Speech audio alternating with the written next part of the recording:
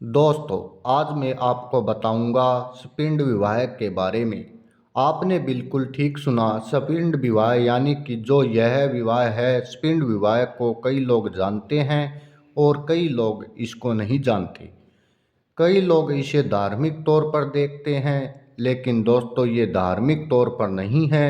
आज मैं आपको बताने वाला हूँ वो हिंदू मैरिज एक्ट के अनुसार सपिंड विवाह के लिए क्या कानून है, क्या यह सही है या नहीं है, वो आज मैं आपको पूरी बात बताऊंगा। दोस्तों, सबसे पहले आप जान जाएं कि स्पिंड जो होता है, स्पिंड का मतलब क्या होता है। जब दो व्यक्ति आपस में खून के बहुत करीब रिश्तेदार होते हैं तो उसे स्पिंड कहते हैं। और इसी तरह दो स्पिंड व्यक्ति जो कि अपने खून के रिश्ते में बहुत नज़दीक के रिश्तेदार हैं और वो विवाह कर लेते हैं, इस तरह का जो विवाह होता है वो पूरी तरह से अवैध होता है। इसे शुरू से ही शून्य करार दिया गया है। इसकी भी तरह की वैल्यू नहीं होती। हालांकि हमारे देश में सभी को मौलिक अधिकार प्राप्त है। इसी में से एक अधिकार विवाह करने का अधिकार है।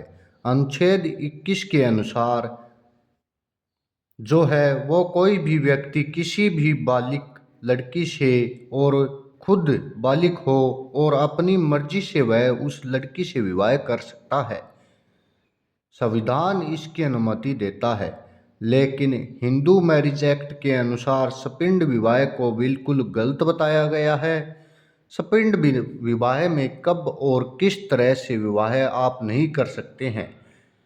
सबसे पहले आप जाने, जो भी आपकी माँ है उसकी तीसरी पीढ़ी तक आप जो हैं किसी भी रिश्तेदार से विवाह नहीं कर सकते हैं। अगर आप करते हैं, भले ही आप बालिग हो, तो आपको विवाह शून्य माना जाएगा। कह सकते हैं कानूनी रूप से अवैध है।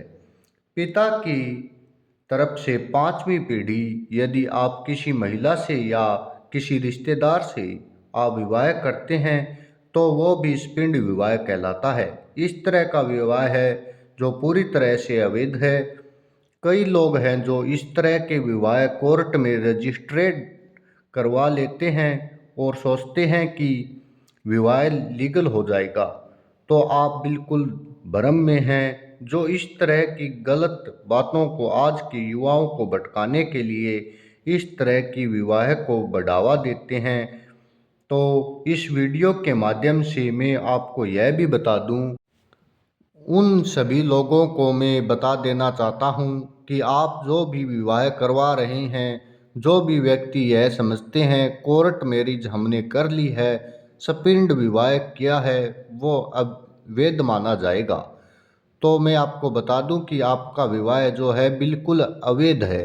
आपको कभी भी कोर्ट न्यायालय में मान्यता नहीं देगा। जब यह केस कोर्ट में दायर होगा कि आपने स्पिंड विवाह किया है तो यह बात प्रूफ हो जाएगी, तो वह विवाह समाप्त हो जाएगा, वह विवाह शून्य माना जाएगा।